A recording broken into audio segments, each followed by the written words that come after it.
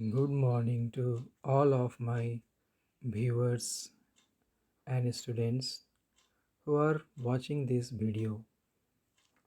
My name is Dr. Ravi.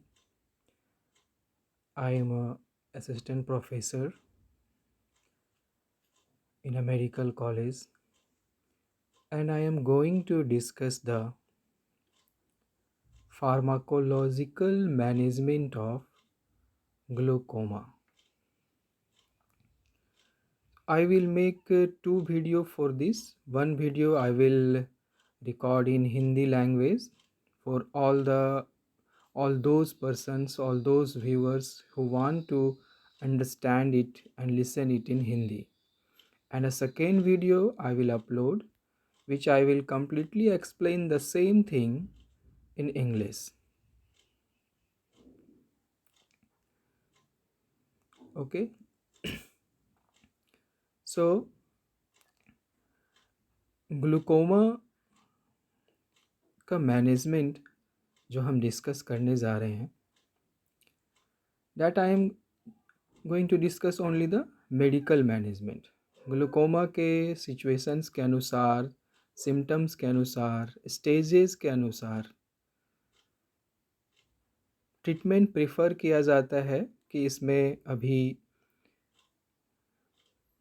Medical management करना है या फिर सर्जिकल मैनेजमेंट करना है. दोनों ही मोड के ट्रीटमेंट अवेलेबल हैं,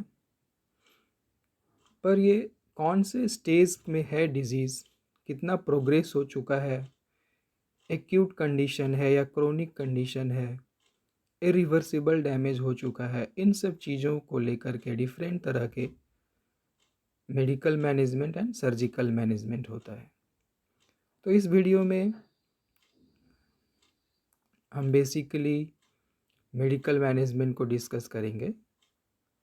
ये वीडियो मेनली टारगेट करता है उन स्टूडेंट्स को जो कि ग्लूकोमा के मैनेजमेंट को फार्माकोलॉजी में पढ़ रहे हैं. इट मीन्स दो students of medical college who are in second year of their MBBS. तो सेकेंड ईयर ऑफ MBBS में we discuss about the medical management of glaucoma. Although ये चैप्टर, ये टॉपिक पैरासिम्पैथेटिक ड्रग्स और sympathetic drugs के along discuss किया जाता है, but इस डिजीज़ में parasympathetic drugs and sympathetic drugs के अलावा भी बहुत सारे दूसरे ड्रग्स यूज़ किए जाते हैं. तो ग्लूकोमा के डिस्कशन में what the main thing we will discuss, हम ग्लूकोमा को समझेंगे, उसके डेफिनेशंस क्या है, साइन सिम्टम्स क्या है, एक्चुअली ये ग्लूकोमा है क्या, किसके कारण होता है. फिर हम एक्वस ह्यूमर के बारे में जानेंगे. एक्वस ह्यूमर क्या है, कहाँ रहता है, कहाँ से सेक्रीट होता है, कहाँ से ड्रेन आउट होता है, क्या क्या फैक्टर हैं जो एक्वस ह्यूमर के ड्रेनेज को कम करते हैं. फिजियोलॉजिकल फैक्टर्स, पैथोलॉजिकल फैक्टर्स, जिसके कारण कि इंट्राओकुलर प्रेशर जो है वो वेरी करता है. इंट्राओकुलर प्रेशर क्या होता है, नॉर्मल रेंज कितना है, ग्लूकोमा कब बोलेंगे, कब डायग्नोस करेंगे, कौन कौन से फिजियोलॉजिकल एंड पैथोलॉजिकल फैक्टर्स हैं जो इंट्राओकुलर प्रेशर को इन्फ्लुएंस करते हैं. उसके बाद हम डिस्कस करेंगे ग्लूकोमा के टाइप्स. कितने टाइप का ग्लूकोमा होता है, जिसमें mainly primary open angle glaucoma, primary angle closure glaucoma and secondary glaucoma. Primary क्यों कहते हैं, सेकेंडरी क्यों कहते हैं. Then we will discuss about the drug category, means कितने कैटेगरी के ड्रग हम यूज़ करते हैं ग्लूकोमा के मैनेजमेंट में, और क्या क्या उनका मेकनिज़्म ऑफ एक्शन है, कब किस ड्रग को यूज़ करना है, प्रेफर करना है.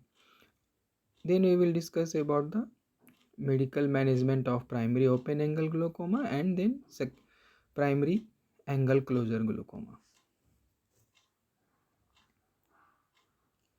So definition को अगर हम पढ़ते हैं तो it is a group of disorder characterized by an abnormally high intraocular pressure, optic nerve dystrophy and peripheral visual field loss.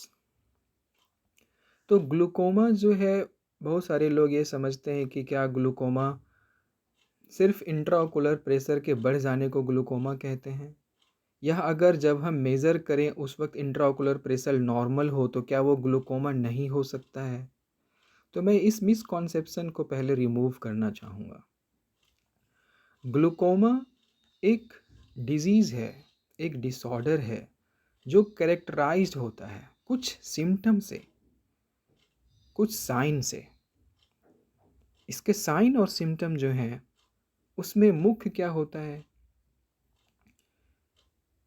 Optic disc का डिजेनरेशन।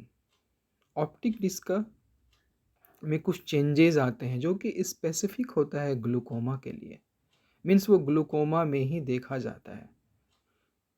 क्या होता है, थिनिंग होता है, thinning of the optic disc. ठीक है, जैसे इस डायग्राम में आपको दिख रहा है, ऑप्टिक डिस्क जो है, जो ऑप्टिक नर्व से जुड़ा रहता है, उसमें ओवल अपीयरेंस हो जाता है, मीन्स कपिंग होता है। होता क्या है कि जो ऑप्टिक डिस्क का रिम है उसमें जो अपर पोलर साइड पे है, जो लोअर पोल पे है, वहाँ पर उसके रिम का थिन हो जाता है, मीन्स रिम का थिनिंग होता है, लॉस ऑफ टिश्यू होता है, जिसके कारण कि जो ऑप्टिक डिस्क है वो एक ओवल शेप में आ जाता है। इसी को कहते हैं, क्योंकि उसके जो दोनों लेफ्ट एंड राइट साइड वाले हैं, means medial and lateral side वाले जो रिम है वो रिम इंटैक्ट रहता है, लेकिन अपर एंड लोअर पोल का जो रिम है वो एट्रोफीड हो जाता है, थिन हो जाता है। इसी को कहते हैं oval cupping of optic disc. ठीक है, तो ये ओवल कपिंग क्यों होता है? ओवल कपिंग होता है क्योंकि टिश्यू जब आँख के अंदर में, आँख के टिश्यू के अंदर में जब इंट्राओकुलर प्रेशर जो है बढ़ जाता है, इंट्राओकुलर प्रेशर जब काफ़ी दिनों तक क्रोनिक रूप से बढ़ा हुआ रहता है तो उसके कारण ब्लड सप्लाई जो है ऑप्टिक नर्व का, रेटिना का, वो डिक्रीज़ हो जाता है। ब्लड सप्लाई के डिक्रीज़ होने के कारण टिश्यू जो है वो एट्रोफी होने लगता है। जो गैंग्लियन सेल्स है रेटिना के, उसके भी लॉस होने लगते हैं, जिसके कारण कि हमें ऑप्टिक डिस्क का भी रिम का थिनिंग मिलता है, which result into cupping of optic disc. और रेटिना में जो गैंग्लियन सेल का भी लॉस होता है उसके कारण क्या रिजल्ट आता है, tunnel vision, means visual field का डिफेक्ट होना शुरू हो जाता है। जैसे कि पहले विजुअल फील्ड मतलब क्या हुआ, जब हम आँख खोलते हैं तो हमें अपने चारों तरफ, अपने राइट आई हो या लेफ़्ट आई हो, दोनों ही आँखों में चारों तरफ हमें दिखाई देता है जितने दूर हम ये आँख को घुमाते हैं। लेकिन अगर हमारा रेटिना में गैंग्लियन सेल का लॉस हो जाए तो कुछ फील्ड विज़न जो है वो धीरे धीरे करके लॉस होने लग जाएगा। तो ग्लूकोमा में क्या होता है, इसका एक स्पेसिफिक कैरेक्टर है कि पेरिफेरल जो विजुअल लॉस है, विजुअल फील्ड का पेरीफेरी से लॉस होना शुरू होता है, जिसको कि हम स्कोटोमा भी कहते हैं। तो ये एज ए रिज़ल्ट क्या होता है कि पेरिफेरल फील्ड का जो है विजुअल फील्ड का लॉस हो जाता है, और सेंट्रल का मीन्स बीच का, कॉर्निया के स्ट्रेट में लो तो एक सिलेंडर के जैसा विजन जो है वो इंटैक्ट रहता है। पर ये थोड़ा लेट स्टेज में चेंजेस है। इनिशियल स्टेजेस में सिर्फ पेरीफेरी के, नेज़ल साइड के या टेम्पोरल साइड के थोड़ा सा विजुअल फील्ड का लॉस होगा, इसे हम चेक करते हैं। तो ये क्योंकि पेशेंट इनिशियल स्टेजेस में इसे नहीं बता पाता है कि उसे विजुअल फील्ड का लॉस हुआ है। ठीक है, तो that is visual field loss हो गया, फिर ऑप्टिक डिस्क चेंजेस हो गए। अब क्या होगा, third is increase in intra ocular pressure. Okay, तो इंट्राओकुलर प्रेशर जो है वो हो सकता है जब आप मेज़र करें तो वो इंक्रीज्ड हो या उस वक्त नॉर्मल हो। नॉर्मल भी हो सकता है, पर क्या नॉर्मल होगा तो उसे हम डिस्कार्ड कर देंगे कि ये ग्लोकोमा नहीं है? नहीं। अगर ऑप्टिक डिस्क में चेंजेस मिल रहा है, विजुअल फील्ड में चेंजेस मिल रहा है और जब आपने मेज़र किया है तो उस वक्त आपको अगर नॉर्मल भी मिल रहा है इंट्राओकुलर प्रेशर, तो फिर हम डिफरेंट टेस्ट पे जाएंगे। सबसे पहले क्या, हम डिफरेंट टाइम पे इंट्राओकुलर प्रेशर को मेज़र करेंगे। मॉर्निंग में मेज़र करेंगे, इवनिंग में मेज़र करेंगे, दोनों के ड्यूरनल वेरिएशन को देखेंगे कितना वेरिएशन है। जो नॉर्मल इंट्राओकुलर प्रेशर है वो 10 टू 21 mmHg के बीच में रहता है। मॉर्निंग में जब हम सो के उठते हैं उस वक्त मॉर्निंग में हमारा जो नॉर्मली इंट्राओकुलर प्रेशर मैक्सिमम रहता है। इवनिंग में अराउंड 6 PM ये मिनिमम रहता है। दोनों का जो वेरिएशन है वो 4 टू 6 mmHg का वेरिएशन होता है नॉर्मली। लेकिन अगर आपके पास कोई पेशेंट आया है जिसमें आपने मेज़र किया इंट्राओकुलर प्रेशर दोनों ही समय में, मान लीजिए कि दोनों ही समय में उसका 21 से नीचे है, लेकिन वेरिएशन जो है वो 8 mmHg से ज़्यादा है, ठीक है, इट मीन्स फिर आप उसको दोपहर में मेज़र करेंगे, डिफरेंट टाइम पे मेज़र करेंगे, इट मीन्स इसका फ्लक्चुएशन इतना ज़्यादा हो रहा है कि किसी इंटरवल में ऐसा होता होगा कि उसका इंट्राओकुलर प्रेशर जो है वो 21 mmHg से ज़्यादा रहता होगा और वो ही ग्लूकोमेटस चेंजेस को काउज करवा रहा है आँख के अंदर। देयरफॉर हम एक बार सिर्फ मेज़र करके ये डायग्नोस नहीं करते हैं कि ये ग्लोकोमा है या नहीं। अगर हमें डायग्नोसिस में कन्फर्मेशन नहीं मिल रहा है तो हम कुछ प्रोवोकेटिव टेस्ट भी करते हैं, जैसे कि डिम लाइट टेस्ट करते हैं। ये क्यों करते हैं मैं बाद में बताऊंगा, और क्यों मॉर्निंग और इवनिंग में फ्लक्चुएशन है ये भी मैं बाद में बताऊंगा। डिम लाइट टेस्ट करते हैं या फिर कुछ ड्रग डाल करके भी हम टेस्ट करते हैं, मिड्रियाटिक्स डाल करके प्रोवोकेटिव टेस्ट करते हैं, और फिर हम देखते हैं कि इस पर्सन का इंट्राओकुलर प्रेशर क्या अभी बढ़ रहा है या नहीं। ठीक है, तो ये कॉन्सेप्ट क्लियर हुआ कि what is glaucoma. Now going to the second slide.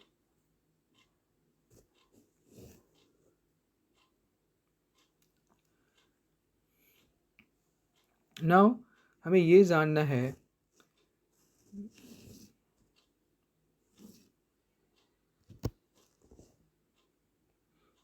कि एक्वस ह्यूमर जो है,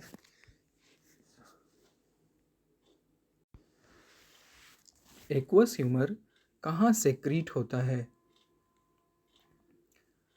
कैसे सेक्रीट होता है, कैसे ड्रेन होता है। तो मैं इसके लिए आपको ये फर्स्ट स्लाइड, दूसरी स्लाइड दिखाना चाहूँगा। इस स्लाइड को देखिए।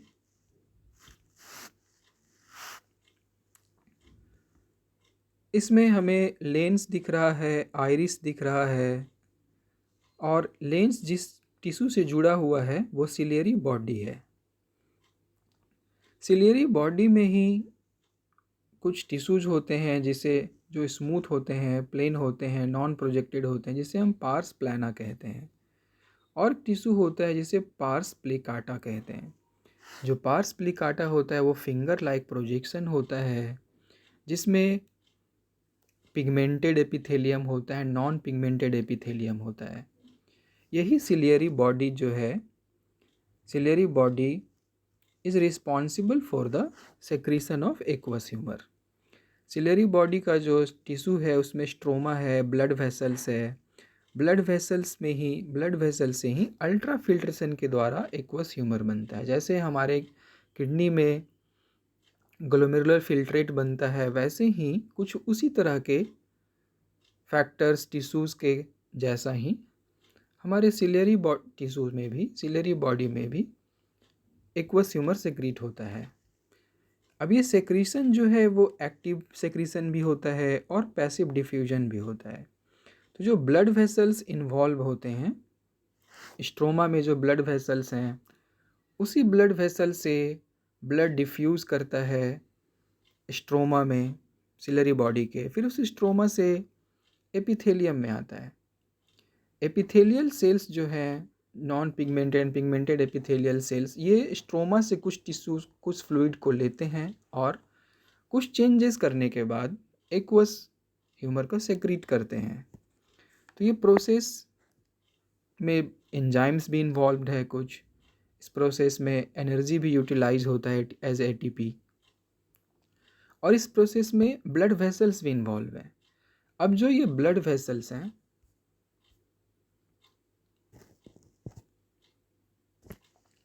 जैसे आप इस डायग्राम में देख रहे हो, ये जो ब्लड वेसल्स हैं, वो ब्लड वेसल्स रेड कलर से जो शो किया हुआ है ऊपर वाले डायग्राम में, इसमें रिसेप्टर्स होते हैं। जैसे ब्लड वेसल्स में आप जानते हो अल्फ़ा एड्रीनर्जिक अल्फ़ा 1 रिसेप्टर रहता है, बीटा रिसेप्टर भी रहता है। फिर इसके जो pigmented and non pigmented epithelial हैं, सेल्स हैं, इस पे भी अल्फ़ा एंड बीटा रिसेप्टर्स रहता है।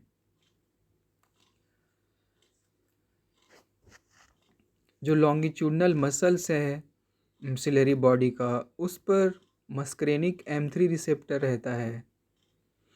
जो एपिथेलियल सेल्स हैं इसके, उसके अंदर में कार्बोनिक एनहाइड्रेस एंजाइम रहता है।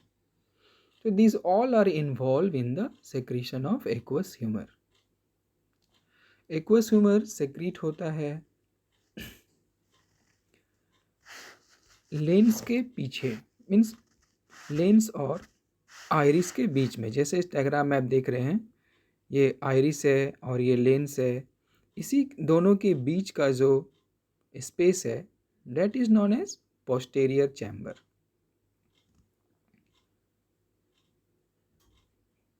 तो ये लेंस और आइरिस के बीच में जो स्पेस है उसे पोस्टेरियर चैम्बर कहते हैं। इसी स्पेस में एक्वस ह्यूमर सेक्रीट होता है। फिर वो आइरिस को क्रॉस करता हुआ पुपिल के थ्रू आइरिस और कॉर्निया के बीच में ड्रेन हो जाता है, जिस स्पेस को हम एंटीरियर चैम्बर कहते हैं।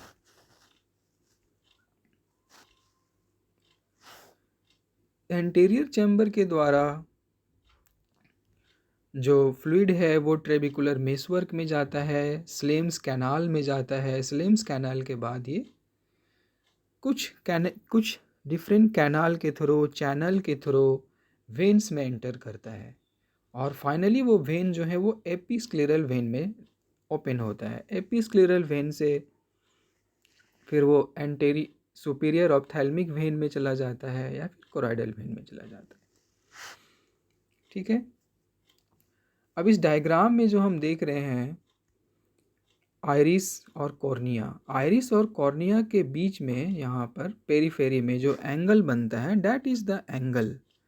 यही एंगल डिसाइड करता है कि ये ओपन एंगल ग्लोकोमा है या क्लोज एंगल ग्लोकोमा है। क्योंकि ये एंगल अगर दोनों के बीच में, मीन्स कॉर्निया और आइरिस के बीच का जो एंगल बन रहा है इनके जंक्शन के पास में, अगर वो नैरो हो जाता है तो एक्वस ह्यूमर का ड्रेनेज ऑब्स्ट्रक्ट हो जाता है, फ्लो डिक्रीज हो जाता है। और अगर वे एंगल ओपन रहता है तो ये ड्रेनिंग अच्छे से होता है।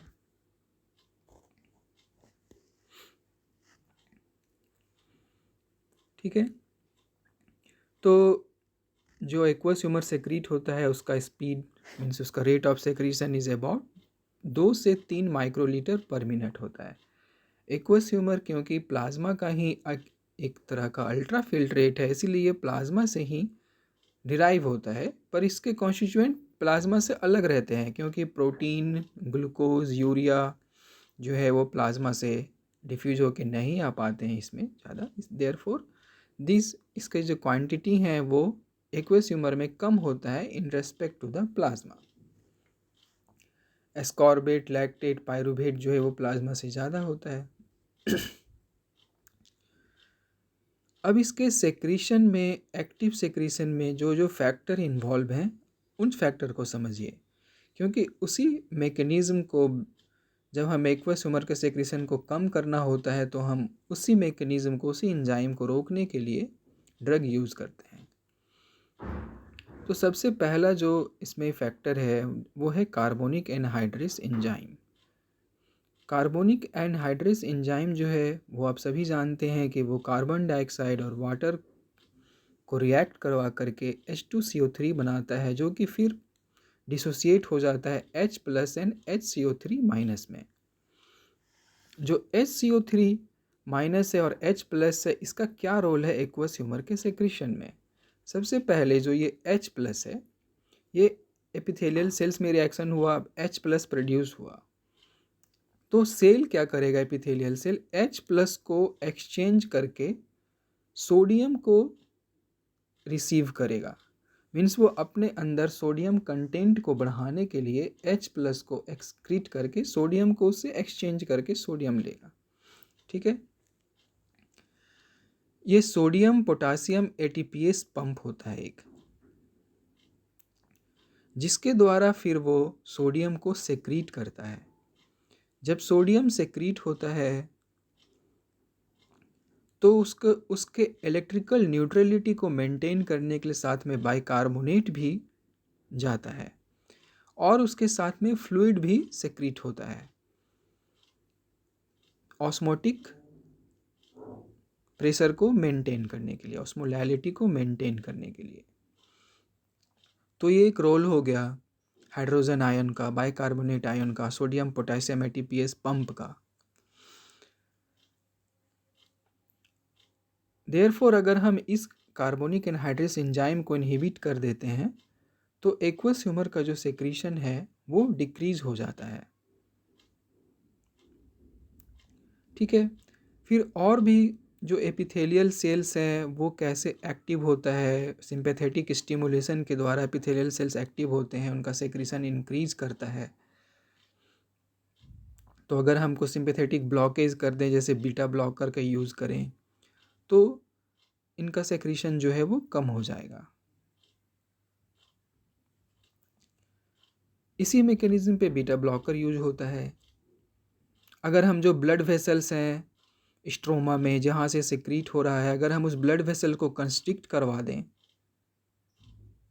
By using alpha adrenergic agonist, alpha 1 agonist देकर के अगर हम इसे कंस्ट्रिक्ट करवा दें तो ये ब्लड वेसल कंस्ट्रिक्ट हो जाएगा, तो अल्ट्रा फिल्ट्रेशन कम हो जाएगा, तो एक्वस ह्यूमर का प्रोडक्शन कम हो जाएगा।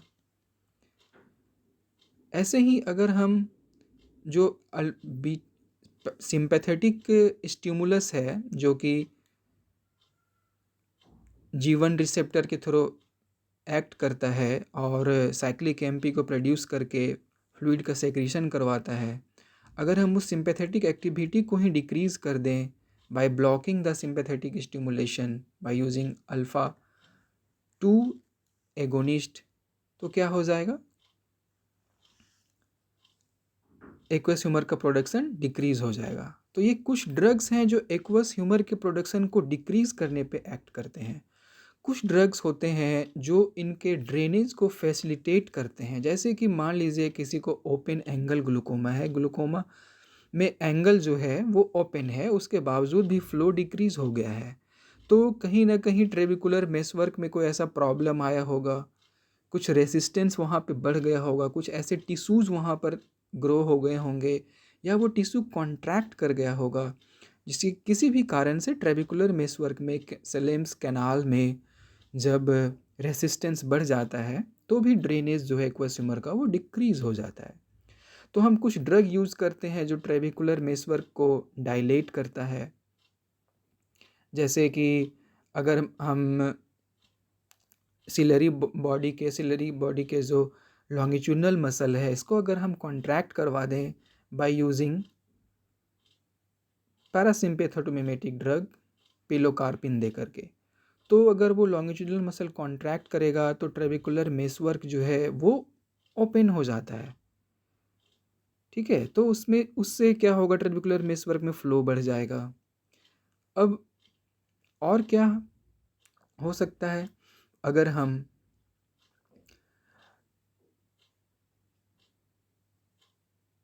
प्रोस्टाग्लैंडिन ड्रग यूज़ करते हैं तो क्या होता है, यूबियोस्क्लेरल आउटफ्लो भी डिक्रीज़ होता है और ट्रेबिकुलर मेसवर्क में भी फ्लो जो है वो कुछ हद तक इंक्रीज़ होता है और यूबियोस्क्लेरल आउटफ्लो भी इंक्रीज़ होता है। तो एक्वस ह्यूमर जो है वो मैंने बताया कि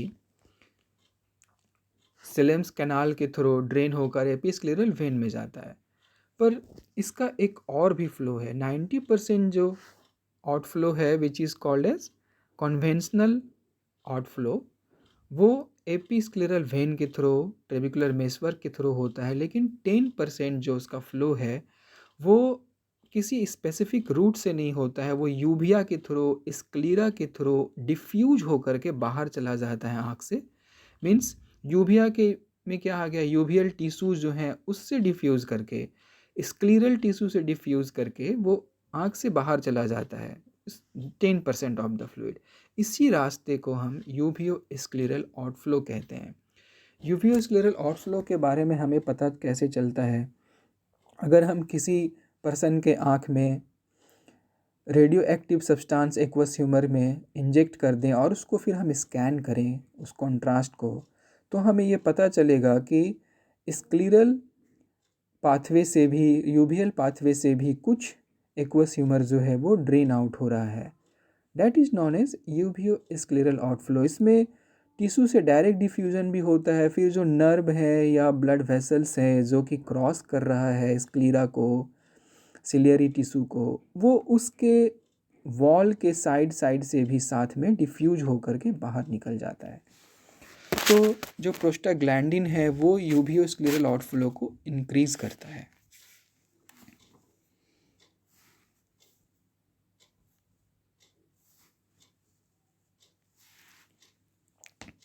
ठीक है, फिर इस स्लाइड में आप देख सकते हो जो सिलियरी टिश्यूज है उससे ही यूबियो स्क्लेरल आउटफ्लो हो रहा है। ठीक है, और एक एपिस्क्लेरल वेन से हो रहा है। ये यूबियो स्क्लेरल आउटफ्लो भी फाइनली जाकर एपिस्क्लेरल वेन में ड्रेन हो सकता है।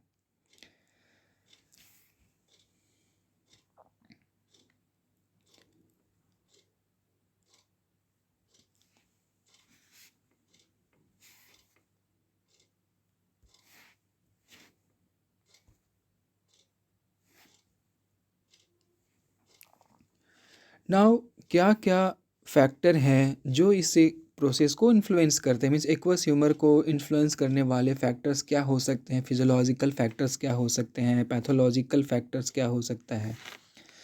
तो क्योंकि एक्वस ह्यूमर जो है वो सेक्रीट हो रहा है एपिथेलियल सेल से सिलियरी बॉडी के और ड्रेन हो रहा है एपिस्क्लेरल वेन में, तो कोई भी अगर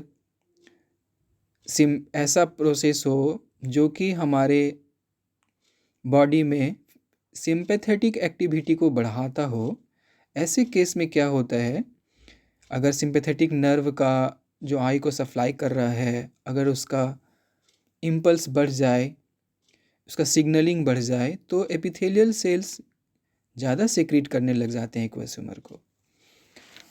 उस केस में भी इंट्राओकुलर प्रेशर बढ़ सकता है अगर ड्रेनेज प्रॉपरली नहीं काम कर रहा है। ऐसे तो अगर इंट्राओकुलर प्रेशर बढ़ता है तो ड्रेनेज भी फास्ट हो जाता है, लेकिन अगर किसी तरह का टिश्यू में एजिंग से रिलेटेड, डायबिटीज़ मेलाइटस से रिलेटेड, हाइपरटेंशन से रिलेटेड, ट्रेबिकुलर मेसवर्क के टिश्यूज़ में चेंजेस आ गए हैं, तो इन केस में भी वो कोप नहीं कर पाएगा इंक्रीज एक्वस ह्यूमर के सेक्रीशन को और इंट्राओकुलर प्रेशर जो है वो इंक्रीज़ कर जाएगा। सेकेंडली क्या होता है कि जो एक्वस ह्यूमर ड्रेन हो रहा है फाइनली वो वेन में ड्रेन हो रहा है, ऑप्थेल्मिक वेन में ड्रेन हो रहा है। तो अगर वेन्स में प्रेशर ज़्यादा है, पहले से ही अगर वेन में प्रेशर ज़्यादा हो जाए, इस केस में जो हमारे आई से एक्वस ह्यूमर ड्रेन होकर के वेन में जाएगा वो डिक्रीज़ कर जाएगा।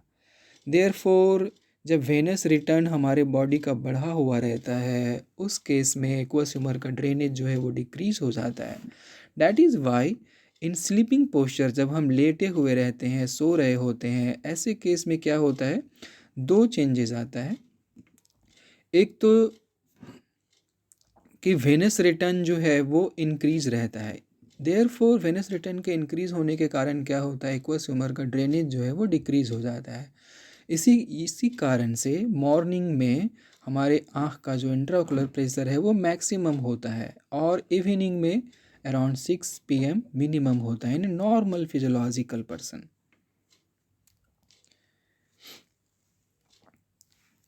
ठीक है, तो इसी कारण से रेस्पिरेशन जो है वो भी इंस्पिरेशन और एक्सपिरेशन जो है वो वेनस रिटर्न को इन्फ्लुएंस करता है।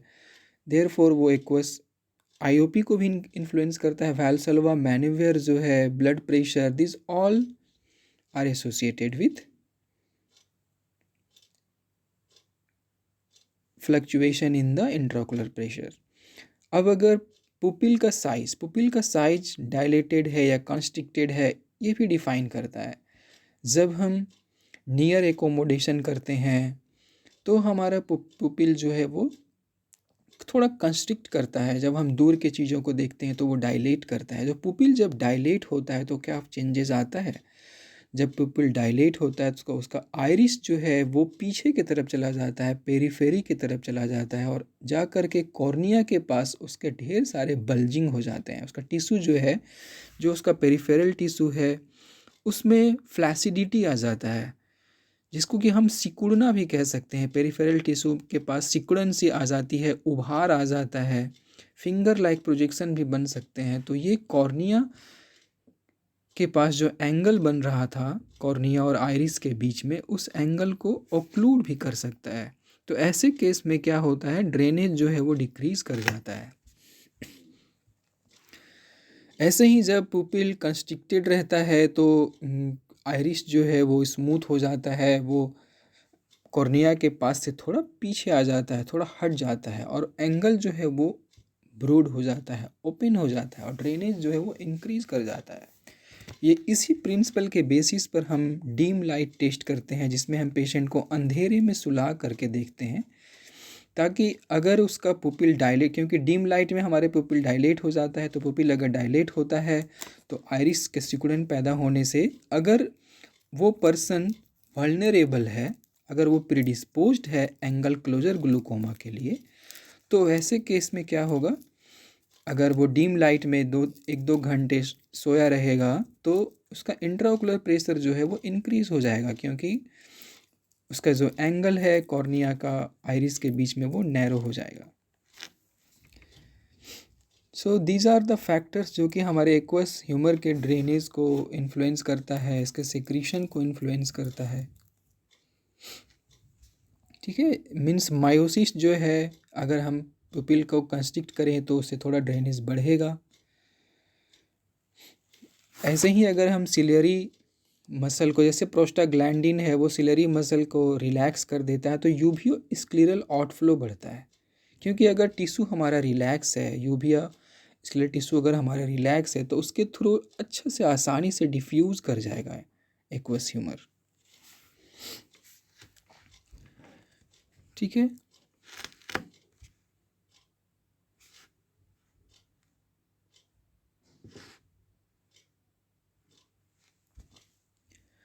इस स्लाइड में भी हमने पाथवे को ही शो किया है, कैसे स्लिम्स कैनल से चैनल में जाता है, फिर स्क्लेरल वेन में जाता है, finally anterior ciliary when and superior ophthalmic when में ड्रेन हो जाता है।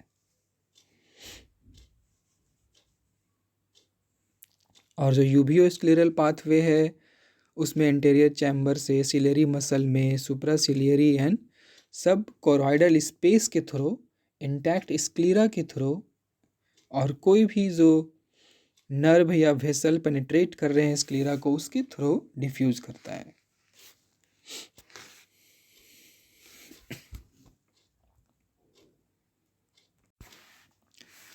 तो अब हम शॉर्ट में ये डिस्कस करेंगे कि ग्लूकोमा कितने टाइप का होता है। ग्लूकोमा को मैं पहले हम डिवाइड करते हैं प्राइमरी एंड सेकेंडरी टाइप में। प्राइमरी क्या हुआ, प्राइमरी सेकेंडरी मीन्स प्राइमरी हुआ वो जिसमें कि बाहर से कोई चेंजेस नहीं आया है, आँख के अंदर ही कुछ ऐसे डिजेनरेशन हो गए हैं, कुछ ऐसे चेंजेस हो गए हैं, चाहे वो एज रिलेटेड हो, चाहे वो किसी सिस्टेमिक डिजीज़ के कारण हो, जिसके कारण कि या तो ट्रेबिकुलर मेसवर्क में फ्लो डिक्रीज हो गया है, या फिर एंगल जो है आइरिस और कॉर्निया के बीच का वो एंगल ओक्लूड हो गया है। तो इस केस को हम प्राइमरी ग्लूकोमा कहते हैं। सेकेंडरी ग्लूकोमा का मीन्स हुआ कि हमारे आँख में बाहर के फैक्टर से कुछ ऐसा चेंजेस आया है आइरिस में, या फिर यूभिया में, या अदर यूभियल टिश्यू में, या कॉर्निया में, या लेंस में, जिसके कारण कि इंट्राओकुलर प्रेशर बढ़ गया है। उसे हम सेकेंडरी ग्लूकोमा कहते हैं, जिसमें जैसे फॉर एग्ज़ाम्पल कि लेंस जो है हमारे आँख का लेंस वो बहुत ज़्यादा स्वेल कर जाए, आगे की तरफ बल्ज कर जाए, तो ऐसे केस में क्या होगा, जो पोस्टीरियर चैम्बर में प्रेशर बढ़ेगा, फिर वो आइरिस के साथ में ओक्लूड कर सकता है, अटैचमेंट बना सकता है, जिससे कारण के एक्वस ह्यूमर का जो ड्रेनेज है वो डिक्रीज हो सकता है। फिर अगर हमारे सिलियरी बॉडी में या कहीं पर भी कोई मैलिग्नेंसी हो जाए तो वो भी टिश्यू के एक्वस ह्यूमर के ड्रेनेज को इन्फ्लुएंस करेगा, या फिर हमारे आइरिस में किसी तरह का चेंजेस आ जाए, इन्फ्लामेटरी चेंजेस हो, या उसमें कोई मैलिग्नेंसी हो, या उसमें स्वेलिंग हो, या एडहेशन हो, तो इन डिफरेंट फैक्टर्स के कारण क्या हो सकता है, एक्वस ह्यूमर का ड्रेनेज जो है वो ऑब्स्ट्रक्ट हो सकता है। And that all condition are classified under secondary glaucoma. तो हम सेकेंडरी ग्लूकोमा को भी at the last of this chapter discuss करेंगे, but first of all we will discuss about the primary glaucoma. अब जो प्राइमरी ग्लूकोमा है उसे हम दो पार्ट में डिवाइड कर सकते हैं, primary open angle glaucoma and primary angle closure glaucoma. जो प्राइमरी ओपन एंगल ग्लूकोमा है उसे वाइड एंगल ग्लूकोमा भी कहते हैं, ओपन एंगल ग्लूकोमा भी कहते हैं, POAG भी कहते हैं, means primary open angle glaucoma, chronic simple glaucoma भी कहते हैं। इसमें क्या होता है कि जो कॉर्निया और आइरिस के बीच का एंगल है, जिसे हम गोनियोस्कोपी के द्वारा मेज़र करते हैं, वो एंगल नॉर्मल रहता है, लेकिन उसके बावजूद भी इंट्राओकुलर प्रेशर जो है वो इंक्रीज़ करता जाता है, क्योंकि उस पर्सन के ट्रेबिकुलर मेसवर्क में, या स्लिम्स कैनाल में, या एपिस्क्लेरल वेन में कहीं भी कुछ ऐसे चेंजेस आ जाते हैं जिसके कारण कि एक्वस ह्यूमर का जो ड्रेनेज है वो ऑप्टिमल रेट से नहीं हो पाता है, जो कि फिजियोलॉजिकली रिक्वायर्ड है उस पर्सन के लिए, और as a result intraocular pressure जो वो इंक्रीज कर जाता है, that is known as open angle glaucoma. तो इस केस में हम ऐसे ड्रग को यूज़ करेंगे जो या तो एक्वस ह्यूमर के प्रोडक्शन को कम करे, या तो ट्रेबिकुलर मेसवर्क के थ्रू ड्रेनेज को बढ़ाए, या एपिस्क्लेरल पाथवे से ड्रेनेज को बढ़ाए। जो दूसरा कैटेगरी है क्लोज एंगल ग्लूकोमा, इसमें क्या होता है, इसमें जो आइरिस और कॉर्निया के बीच का जो एंगल है वो एंगल नैरो हो जाता है या क्लोज हो जाता है। क्लोज होने का मेकनिज़म कुछ भी हो सकता है, इन्फ्लेमेशन के कारण हो सकता है कि आइरिस जो है वो साइनिकी फॉर्म कर लिया हो कॉर्निया के साथ में, या फिर आइरिस जो है वो बल्ज कर गया हो कॉर्निया की तरफ, या उस पर्सन का कॉर्निया जो है वो उसका साइज़ बहुत स्मॉल है, जिसके कारण कि एंगल जो बन रहा है आइरिस के साथ में वो बहुत नैरो है, या फिर उस पर्सन का आँख ही जो है, आँख का ओवरऑल साइज ही स्मॉल है, जिसके कारण कि कॉर्निया और आइरिस जो है एक दूसरे के बहुत पास पास हैं, और उनके बीच का जो एंगल है वो नैरो है। तो इन सारे केसेस में को हम as a close primary close angle glaucoma में क्लासिफाई करते हैं। ठीक है, जो प्राइमरी क्लोज एंगल ग्लूकोमा है ये डिफरेंट कारण से हो सकता है। अगर पोस्टीरियर चैम्बर में अगर प्रेशर जो है बहुत इंक्रीज़ कर जाए, सिक्रीशन ज़्यादा होने के कारण भी, या किसी और पर्पस, किसी और रीज़न से भी, और उस केस में आइरिस जो है वो आगे की तरफ पुश हो जाएगा। आइरिस जब आगे की तरफ पुश हो जाएगा, अगर अच्छे से एक्वस ह्यूमर ड्रेन होकर के स्मूथली नहीं आ पा रहा है पुपिल के थ्रू एंटीरियर चैम्बर में, तो पोस्टीरियर चैम्बर में एक्वस ह्यूमर एकुमुलेट होने लग जाएगा। और इस केस में क्या होगा, मीन्स मान लो कि ट्रेबिकुलर मेसवर्क जो है वो कोप नहीं कर पा रहा है पूरी तरह से इंक्रीज्ड एक्वस ह्यूमर के सेक्रीशन को, या फिर किसी कारण से एक्वस ह्यूमर का सेक्रीशन जो है वो पोस्टीरियर चैम्बर से एंटीरियर चैम्बर की तरफ ड्रेन होने में स्लो हो गया हो। ऐसे केस में क्या होगा कि पोस्टीरियर चैम्बर में प्रेशर बढ़ जाएगा, जिसके कारण आइरिस जो है वो फ्रंट एंटीरियर की तरफ में बल्ज कर जाएगा। ऐसे बल्जिंग के कारण फिर वो कॉर्निया के साथ में एंगल जो बना रहा था उसे वो क्लोज कर देगा, और ये एक तरह का विशियस सर्कल स्टार्ट हो जाएगा, विशियस साइकिल स्टार्ट हो जाएगा कि एक्वस ह्यूमर सेक्रीट होता जाएगा और एकुमुलेट होता जाएगा, और ज़्यादा आइरिस जो है वो पास जाता जाएगा कॉर्निया के एंगल को, और ज़्यादा वो क्लोज करता जाएगा, और फाइनली जो है एंगल जैसे ही क्लोज होगा तो जो स्लेम्स कैनाल है वो ब्लॉक हो जाएगा, और इंट्राओकुलर प्रेशर इतना ज़्यादा बढ़ जाएगा कि पेनफुल आई में पेन प्रोड्यूस होने लग जाएगा, रेडनेस होगा, हेडेक होगा, स्वेलिंग होगा, और भी अगर ज़्यादा इंट्राओकुलर प्रेशर बढ़ता गया तो वॉमिटिंग भी स्टार्ट हो सकता है। पेशेंट जो है वो रेस्टलेस भी हो सकता है, वो एज ए हेडेक प्रेजेंट कर सकता है with vomiting, means you can misdiagnose this case as migraine also. So इसे हम प्राइमरी क्लोज एंगल ग्लूकोमा कहते हैं। सो ये पार्ट 1 था। इस पार्ट 1 में हमने क्योंकि एक पार्ट में बनाने से वीडियो काफ़ी लॉन्ग हो जाएगा, देयरफॉर मैं इस वीडियो को 2 पार्ट में, इस टॉपिक को मैं 2 वीडियो में 2 पार्ट में बना रहा हूँ।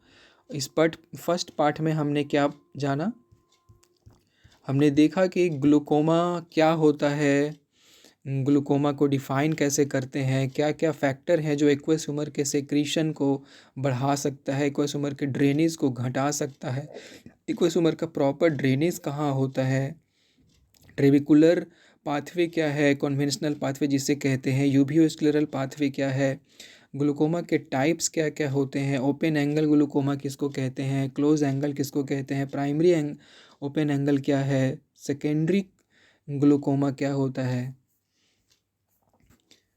So this was all about this topic. अगर आपको इस वीडियो में इतने देर में कुछ भी जो मैंने बताया अगर वो ना समझ में आया हो तो you can ask me the question by messaging me on my email or giving the comment, and you are also free to give me feedback, and you will be most welcome if you share this video with your other batchmates, with your other friends। और मैं हिंदी में video को prefer इसलिए कर रहा हूँ ताकि जो लोग नॉन मेडिकल स्टूडेंट्स हैं, जो लोग आँख के बारे में या मेडिकल साइंस के बारे में जानना चाहते हैं, वो भी जो घर में बैठे हुए लोग हैं, दूसरे प्रोफेशन से जुड़े हुए लोग हैं, वो लोग भी मेरे इस चैनल को देखें, इस चैनल से सीखें, और उनका भी जो जनरल अवेयरनेस है मेडिकल साइंस के थ्रू, अपने फिजियोलॉजी के थ्रू, अपने हेल्थ के लिए, वो उनका अवेयरनेस, उनका कॉन्शियसनेस जो है वो इंक्रीज़ हो, और उन्हें भी फ़ायदा हो जो लोग मेडिकल फील्ड से जुड़े हुए नहीं हैं या जो लोग दूसरे फील्ड से जुड़े हुए हैं। But my main target is the medical students who are involve in medical colleges, who are preparing for their next exam, who are preparing for their PG exam or degree exam. So I will welcome all the medical students. If you have any question regarding this, or if you want from me to discuss any topic, then you are most welcome. You can write me about any topic related to any of the subject of this medical field. I will be very happy to discuss it with you. Thank you.